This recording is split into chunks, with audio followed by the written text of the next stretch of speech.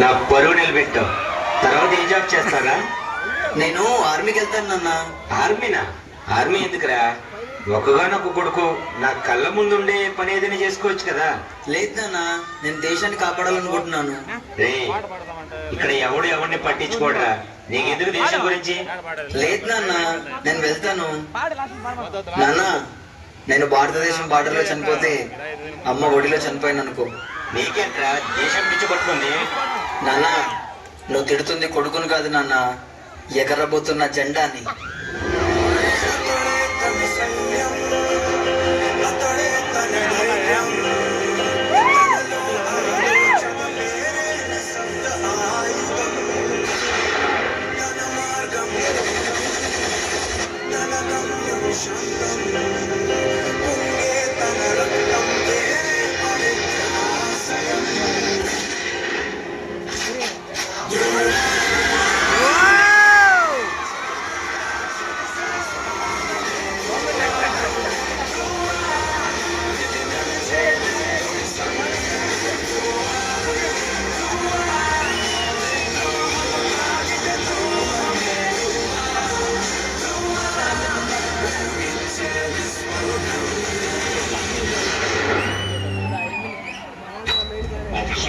Yes, sir.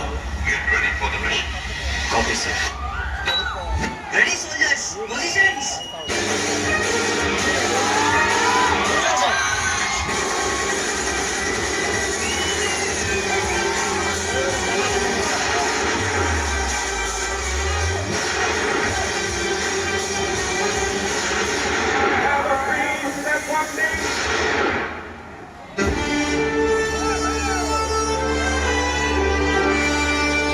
జరిగిన యుద్ధంలో షోల్జర్ కార్తిక్ పరిస్థితి విషమంగా ఉన్న కారణం చేత అతని ఇంటికి పంపించేశారు. నానిగారు, మీ అబ్బాయి శరీరం వైద్యానికి సహకరించట్లేదు.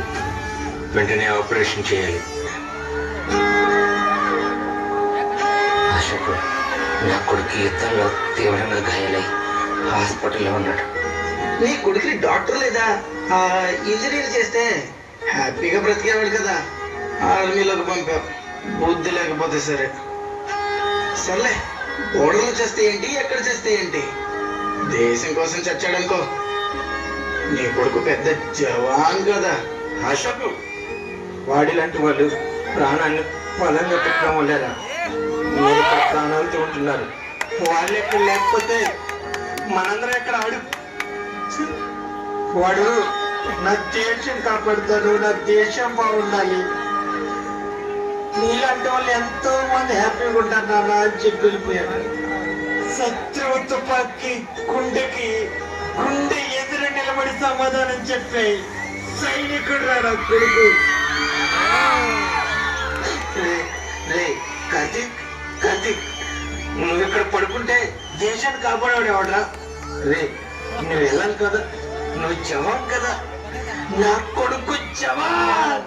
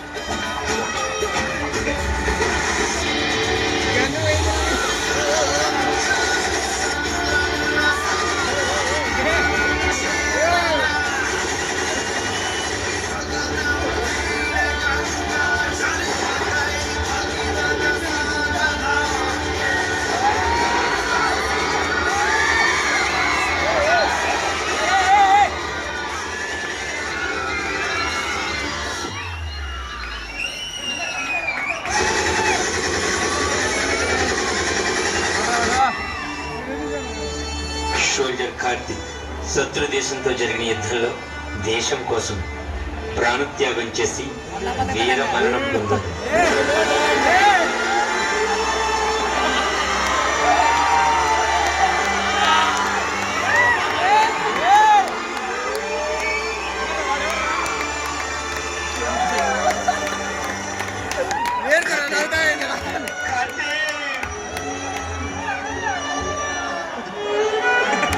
అయ్యో నా కొడుకు.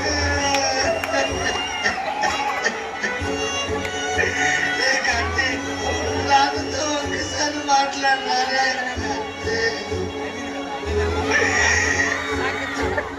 జై జవాన్.